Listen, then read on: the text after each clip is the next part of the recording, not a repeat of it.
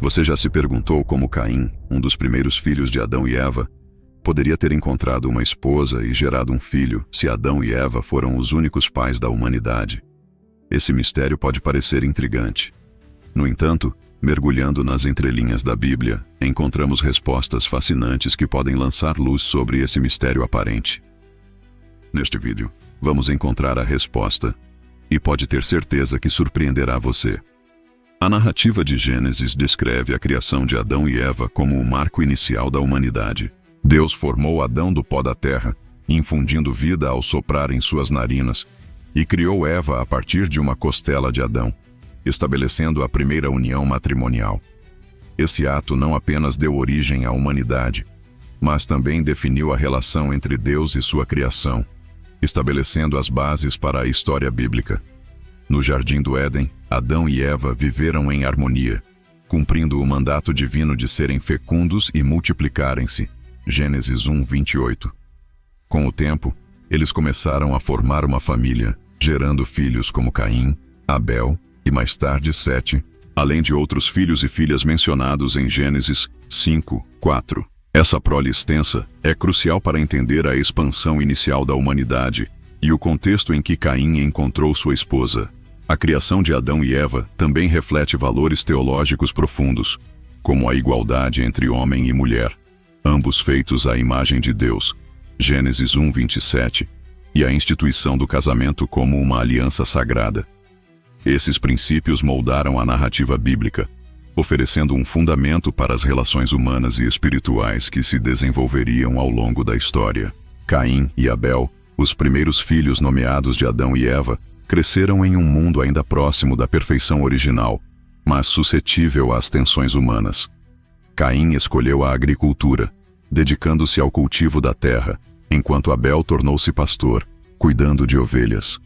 Essa divisão de ofícios reflete a diversidade de talentos e vocações na primeira família humana, mas também preparou o cenário para o conflito que se seguiria. Como parte de sua adoração, ambos os irmãos ofereceram sacrifícios a Deus. Caim trouxe frutos da terra, enquanto Abel apresentou as melhores partes de seu rebanho, descritas como partes gordurosas. Gênesis 4:4, simbolizando dedicação e excelência. Deus aceitou a oferta de Abel, mas rejeitou a de Caim. A Bíblia não especifica a razão exata, mas estudiosos sugerem que a diferença residia na qualidade e na intenção. Abel ofereceu o melhor de seu rebanho com um coração sincero, enquanto a oferta de Caim pode não ter refletido o mesmo nível de cuidado ou devoção. A rejeição da oferta de Caim desencadeou uma crise emocional. Sentindo-se humilhado, ele foi consumido por inveja e raiva contra Abel. Deus, percebendo sua turbulência, o advertiu: "Se procederes bem, não é certo que serás aceito? Se, todavia, procederes mal, eis que o pecado jaz à porta. O seu desejo será contra ti, mas a ti cumpre dominá-lo." Gênesis 4:7. Essa advertência destaca a responsabilidade pessoal de Caim sobre suas escolhas e a presença do pecado como uma tentação a ser superada. Ignorando o conselho divino, Caim cedeu à inveja e convidou Abel para ir ao campo. Lá, em um ato de violência brutal, ele matou seu irmão, marcando a primeira morte na história bíblica. Esse evento introduziu o pecado e o sofrimento de forma irreversível, alterando a harmonia da criação e revelando a fragilidade moral da humanidade. Deus confrontou Caim perguntando: "Onde está Abel, teu irmão?" Gênesis 4:9. Caim, tentando ocultar seu crime, respondeu com indiferença: "Não sei. Sou eu o guardador do meu irmão." Essa resposta não apenas reflete sua falta de remorso, mas também sua tentativa de evadir a responsabilidade. Deus, conhecendo a verdade, declarou que o sangue de Abel clamava da terra, revelando a gravidade do pecado cometido. Como consequência, Deus amaldiçoou Caim, declarando que a terra, antes seu sustento, não mais lhe daria frutos com facilidade. Caim seria um errante, vivendo sem raízes fixas. A maldição trouxe angústia profunda, e Caim expressou medo de ser morto por outros enquanto vagasse. "Qualquer que me encontrar me matará." Gênesis 4:14. Essa preocupação sugere a existência de uma população além de sua família imediata, um ponto que exploraremos adiante. Em resposta, Deus colocou um sinal em Caim, cuja natureza não é detalhada, mas que servia para protegê-lo de vinganças. Esse sinal demonstra a misericórdia divina, mesmo em meio ao julgamento, garantindo que Caim não sofresse a morte imediata. Após o confronto, Caim deixou a presença de Deus e estabeleceu-se na terra de Nod, a leste do Éden, onde conheceu sua esposa, teve um filho chamado Enoque e fundou uma cidade com o mesmo nome. A construção dessa cidade marca o início das comunidades humanas, refletindo a resiliência de Caim em meio à sua maldição. A identidade da esposa de Caim, mencionada em Gênesis 4:17, é o cerne do mistério abordado. A Bíblia não oferece detalhes sobre sua origem, levando a diversas interpretações. A teoria mais aceita, fundamentada no texto bíblico, é que Caim casou-se com uma irmã ou sobrinha. Gênesis 5:4 afirma que Adão e Eva tiveram outros filhos e filhas, sugerindo uma prole extensa. No contexto inicial da humanidade, casamentos consanguíneos eram necessários para a propagação da espécie, uma prática culturalmente aceitável na época. Essa interpretação é reforçada por exemplos bíblicos posteriores. Abraão casou-se com Sara, sua meio-irmã, Gênesis 20:12, e Jacó casou-se com Lia e Raquel, suas primas.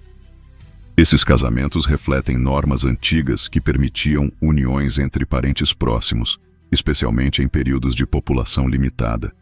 Somente com a lei mosaica, cerca de 2.500 anos após Adão, o casamento consanguíneo foi proibido, Levítico 18, devido a riscos genéticos e à necessidade de normas sociais em uma sociedade mais complexa. Outra possibilidade, menos aceita, sugere que Deus criou outros seres humanos além de Adão e Eva.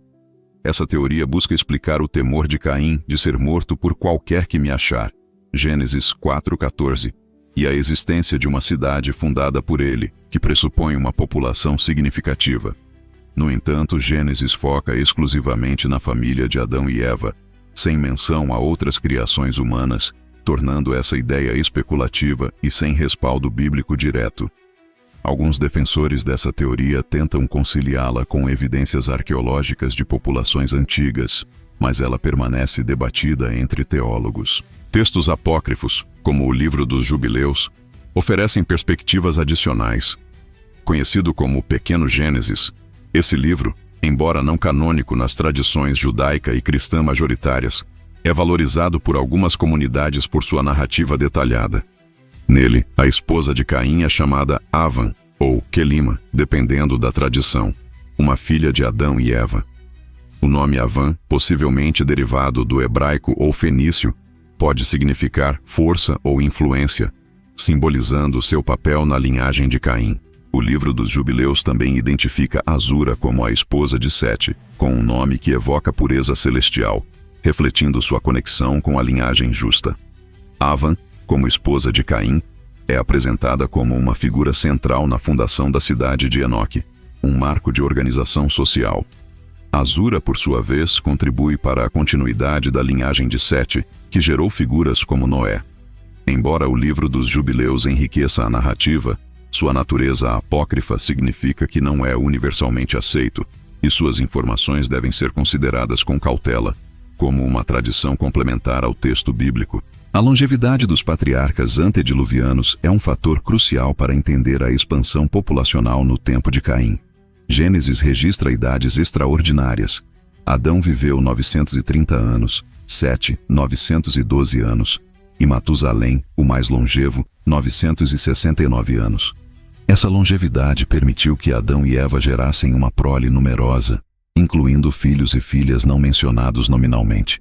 Com gerações se sobrepondo ao longo de séculos, a população poderia ter crescido rapidamente, formando comunidades que explicariam o temor de Caim de ser encontrado por outros. Várias teorias explicam essa longevidade.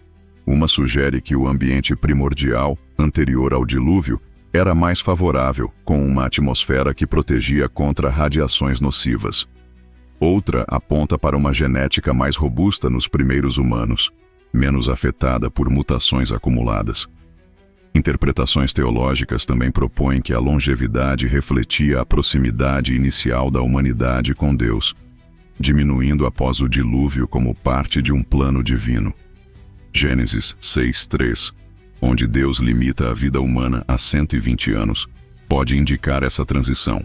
Após o dilúvio, a longevidade diminuiu significativamente.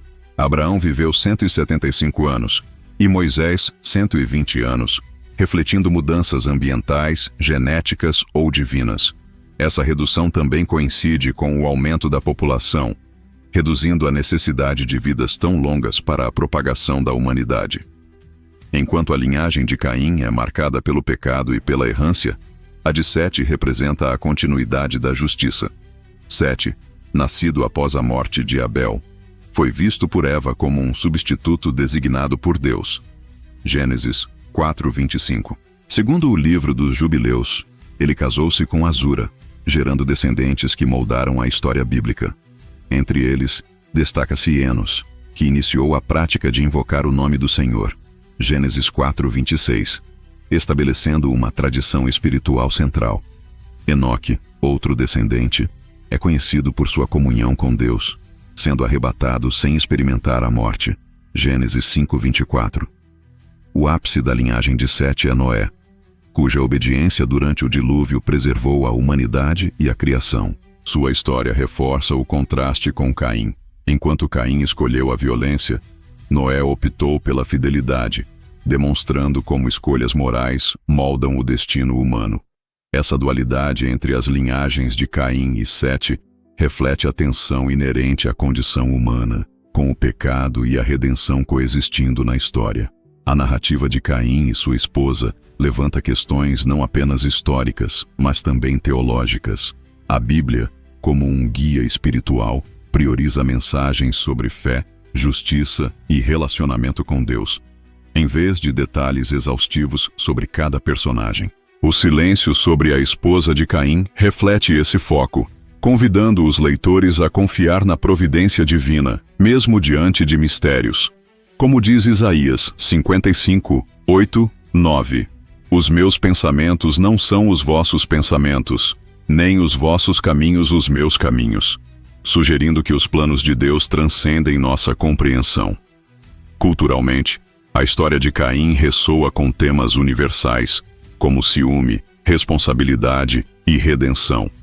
Sua trajetória, marcada por erro e consequências, mas também por proteção divina, reflete a complexidade da experiência humana. A fundação da cidade de Enoque por Caim sugere que, mesmo em meio à maldição, a humanidade continuou a criar e organizar-se, apontando para a resiliência inerente à criação de Deus. O mistério da esposa de Caim, embora não resolvido explicitamente em Gênesis, encontra respostas plausíveis na interpretação de que ele casou-se com uma irmã ou sobrinha, considerando a prole extensa de Adão e Eva. O livro dos Jubileus, apesar de apócrifo, enriquece a narrativa com nomes como Avan e Azura, oferecendo uma perspectiva mais ampla, mas sua aceitação varia entre tradições religiosas. A longevidade dos patriarcas e a ausência de proibições contra casamentos consanguíneos na época inicial da humanidade sustentam essa interpretação, enquanto teorias sobre outras populações permanecem especulativas. A história de Caim nos desafia a refletir sobre nossas escolhas e suas consequências, lembrando-nos da misericórdia divina que persiste mesmo em meio ao julgamento. A Bíblia, como um presente de Deus, nos guia para compreender seu amor e justiça, mesmo quando nem todos os detalhes são revelados. Assim, somos convidados a confiar em Deus e buscar sua orientação em nossa própria jornada. O que você acha? Você acredita nas informações do livro dos Jubileus? Quem você pensa que foi a esposa de Caim? Compartilhe suas ideias, pois sua perspectiva é muito importante. Obrigado por acompanhar e que Deus os abençoe.